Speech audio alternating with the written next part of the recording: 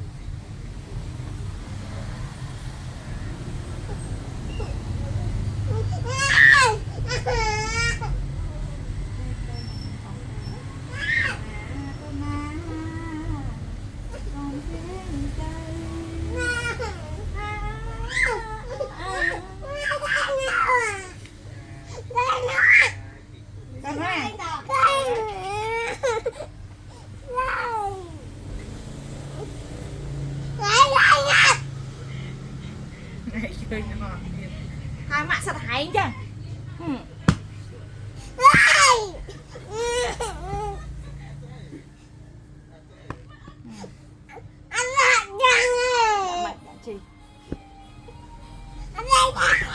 Làm mày lại ổn tạm không anh. Làm mày lại gì.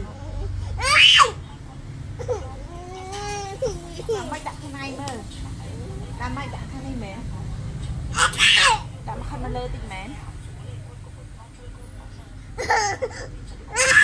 Đặt mày lên. Thầy papa thầy. Papa thầy. Papa thầy. Papa sáng khao vậy. Papa sáng khao.